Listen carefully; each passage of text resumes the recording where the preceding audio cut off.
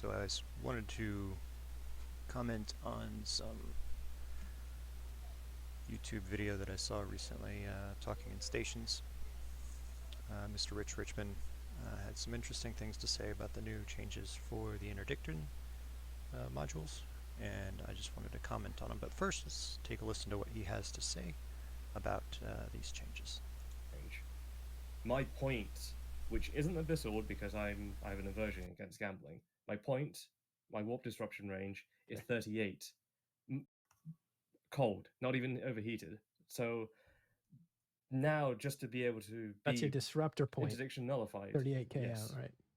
38 kilometers. Yeah. My lock range is 37 with the on a fleet interceptor, which has bonuses. It's 37. It's shorter than my point range. So now it's even more crippling. Just to fly the ship how it used to be, I'm working. I think 38 is a pretty good range. Okay, so that's what he had to say about it. Here is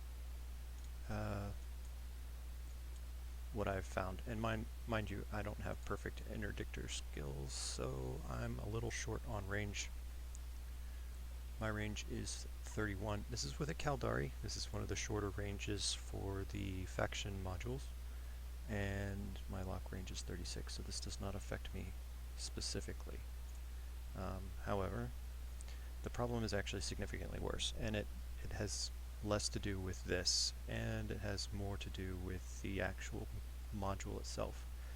The module itself takes 46 CPU to fit. 46 CPU. This is 46 CPU that the interdictor didn't have to fit prior to. So this is a pretty cookie cutter solo, I guess. I don't know. It's just a passive fit. But I have to have 2 overclocking processors just to fit this fit. Tech 2 stuff. This is insane.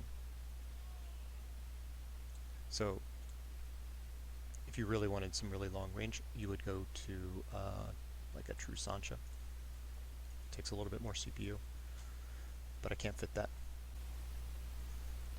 So the CPU of these are 38. That 38 versus the Caldari is like 30.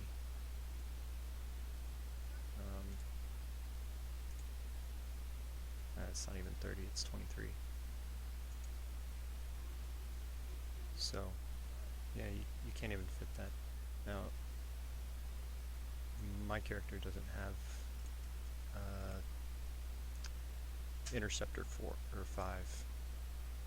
So I'm missing 5% of my range. That would account for the 2 kilometers that I'm missing. And that 2 kilometers would put it out to 38 and 36 target range, so he's right there. But I think it's the CPU that is really the problem. But let's go over the actual mechanics, because I think that's pretty important too. So I put a bubble on the sun. I can't actually descan the sun right now. It's outside of 14 AU. So if I warp there,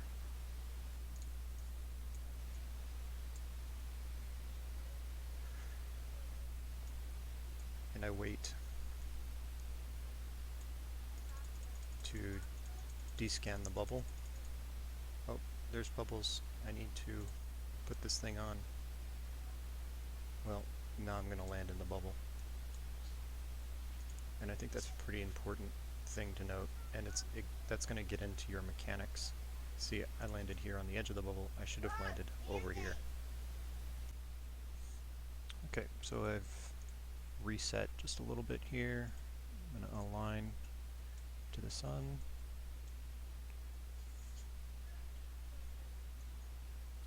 And this time I'm going to turn it on.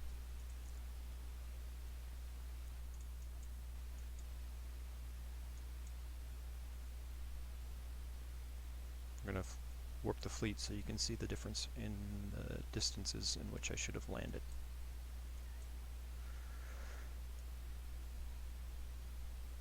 So the biggest benefit to using the Tech 2 is that you get an extra 5 seconds on how long it lasts. So if I land here, you know, I've still got another couple, 2-3 seconds to actually use it. So if I decide I don't want to be here, even though I'm in the bubble and I'm in cooldown, I'm already off. So that's pretty important too. And that's just because I started the warp with it on. If I were in cooldown before I warped, that wouldn't have worked. So using this Interdiction Nullify, I landed in the bubble and my Jackdaw landed outside the bubble, or at the edge of the bubble rather. So to recap, he's absolutely right. You're going to lose 2 kilometers if you're using the longer range points. The longer range points obviously 38, and your maximum lock range 36.5, but I don't think that's a huge issue in my personal opinion. I think my bigger issue is that the ships have to account for this extra 40 CPU that they didn't necessarily need to account for previously. Like if I wanted to do light missiles, there's no way I could do light missiles. So yeah, that's those are my thoughts on this particular problem. I'm not for or against it. I could care less. Make the game fun. That's all I really care about. So, talk to you guys later. Bye.